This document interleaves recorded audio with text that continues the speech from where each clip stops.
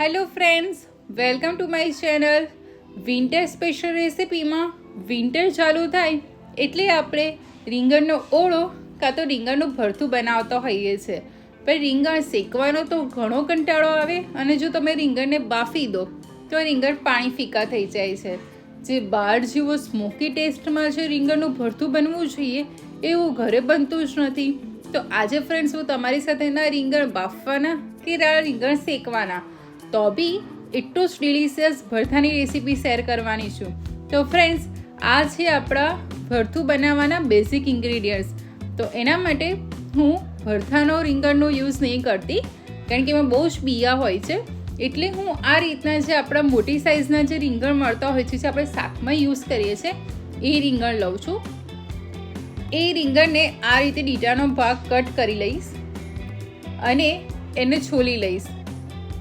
બધી જગ્યાએથી આ રીતે છોલી લઈશ.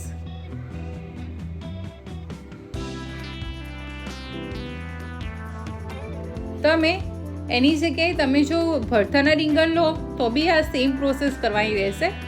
રીંગણ છોલાઈ જાય એટલે એને મોટા મોટા ટુકડામાં એને કટ કરી લઈશ.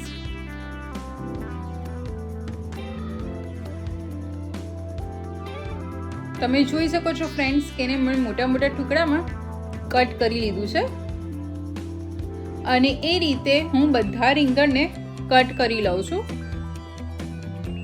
હવે આ રીંગણને સાઈડ કરી દઈશ. ઓળાનું મેઇન એટલે કે લસણની ચટણી.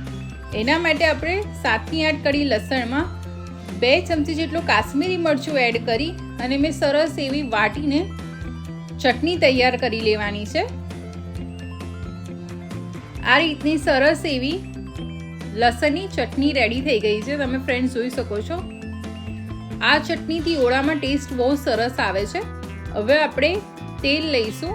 તેલ ગરમ થઈ જાય એટલે અડધી ચમચી જીરું અને આ રીતે ઝીણી સમારેલી ડુંગળી એક બાઉલ એડ કરીશું. હવે ડુંગળીને સરસ 5 થી 7 મિનિટ સુધી પિંક થાય અને ટ્રાન્સપરન્ટ થાય ત્યાં સુધી સાંતળી લઈશું. આ રીતે સરસ થોડી પિંકીશ ડુંગળી થઈ જાય એટલે આપણી જે બનાવેલી લસણની ચટણી હતી એ એડ કરી લઈશું. લસણની ચટણીને બી 1 થી 2 મિનિટ સુધી ડુંગળી સાથે સાંતળી લઈશું. આ રીતે ફ્રેન્ડ સરસ ડુંગળી અને લસણની ચટણી સરસ સંતળાઈ જાય ત્યાં સુધી એને કૂક કરવાની છે. લસણની ચટણી સંતળાશે એટલે એની બહુ સરસ અરોમા આવશે. પણ આપણે એક વાતનો ખ્યાલ રાખીશું કે આપણે લસણની ચટણીમાં મરચું એડ કરેલું છે, લાલ મરચું, એ બળી ના જાય એ વાતનું ચોક્કસપણે ખ્યાલ રાખીશું. હવે એમાં મસાલામાં 5 ચમચી ધાણા જીરું, 5 ચમચી હળદર, 1 ચમચી પાવભાજી મસાલો, 1 ચમચી થોડું તીખું મરચું એડ કરીશું અને બધા સ્પાઇસીસને 1 થી 2 મિનિટ સાંતળી લઈશું. બધા સ્પાઇસીસ સરસ તેલમાં સંતળાઈ જાય એટલે એક બાઉલ ઝીણા સમાયેલા ટામેટા એડ કરી લેવાના છે અને ટામેટા અને ડુંગળીને સરસ એવું મિક્સ કરી એને કૂક કરીશું. 5 થી 7 મિનિટ સરસ એને સાંતળવા દઈશું અને જલ્દી સાંતળી જાય એટલે આપણે થોડું ટેસ્ટ પ્રમાણે મીઠું એડ કરી લેવાનું છે. હવે બધી વસ્તુને 5 થી 7 મિનિટ સાંતળીશું જેથી ટામેટા સરસ એવા સોફ્ટ થઈ જાય અને ઓઇલ રિલીઝ થઈ જાય એટલે આપણે ઢાંકીને કૂક કરીશું તો ફટાફટ થઈ જશે. ઓઇલ રિલીઝ થઈ જાય એટલે થોડા આપણે તુવેરના દાણા એડ કરીશું. તમારી જગ્યાએ વટાણાના બી એડ કરી શકો છો. હવે ફ્રેન્ડ્સ, તમે જોઈ શકો છો કે ટામેટા સરસ એવા સોફ્ટ થઈ ગયા છે અને આપણી સ્મૂથ ગ્રેવી એવી રેડી થઈ ગઈ છે.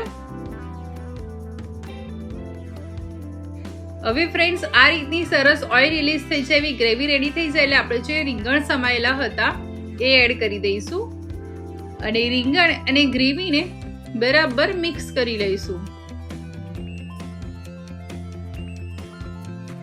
આ રીતે બરોબર સરસ મિક્સ થઈ જાય એટલે આપણે એને ઢાંકીને 5 મિનિટ પહેલા કૂક કરી લઈશું.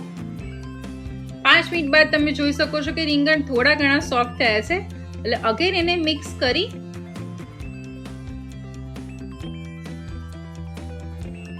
અને થોડું પાણી એડ કરી દઈશું કે જેથી રીંગણ ફટાફટ આપણા સરસ સોફ્ટ થઈ જાય અને ઢાંકીને ફરી 5 મિનિટ આપણે કૂક કરી લઈશું. 5 મિનિટ બાદ તમે જોઈ શકો છો કે રીંગણ આપણા સરસ એવા સોફ્ટ થઈ ગયા છે. આ રીતના થોડા મેશી જેવા સોફ્ટ રીંગણ થઈ જાય એટલે આપણે જે પોટેટો મેશર આવે છે એની મદદથી આ રીતે રીંગણને જરા મેશ કરી લઈશું.